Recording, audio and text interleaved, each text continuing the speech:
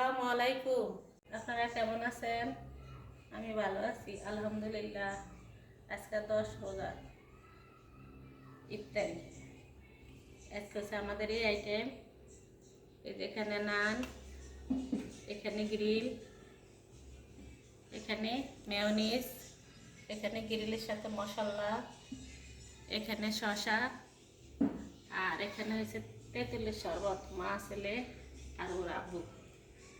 এখানে সাদা পানি, এখানে মুড়ি, এই যে পেঁয়াজু, আলু চপ, বেগুনি, এই যে পাতা শাকের পেঁয়াজু, জিলাপি, বুট,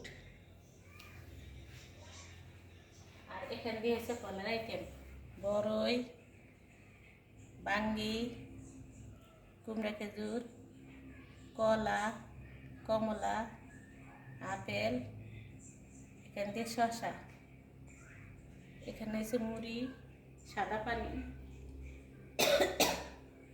আজকে আমাদের এগুলি ইফতারি।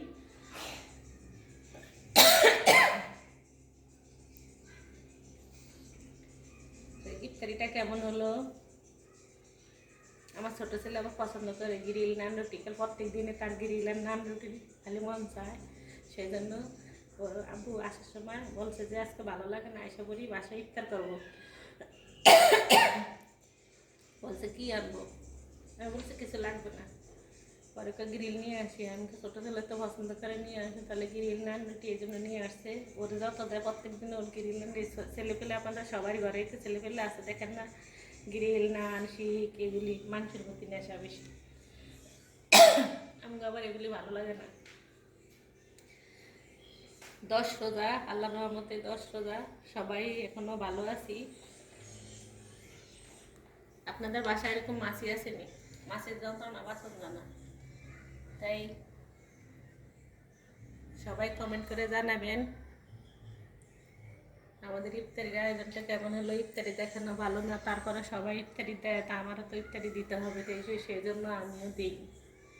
কেউ কিছু মনে করবেন না। এটা আমার তেঁতুলের শরবত। আমরা ডায়াবেটিস, এটা তেঁতুলের শরবত, ডায়াবেটিস আর শরীর কষার জন্য ওরা বলছে আজকে তেঁতুলের শরবত করো, তো তেঁতুলের শরবত বানালাম। সবাই ভিডিওটি দেখবেন, একটি লাইক দিয়ে, আর সবাই আমার পাশে থাকবেন, আমাকে এগিয়ে নিয়ে যাবেন। আমিও আপনাদের পাশে আছি, ইনশাআল্লাহ থাকবো সবার পাশে। বাচ্চা নিয়ে কাজকর্ম নিয়ে হয়তো একটু কম থাকতে পারি, তবে থাকবো। সবাই ভালোবাসা দিবেন, পাশে থাকবেন। আল্লাহ হাফেজ।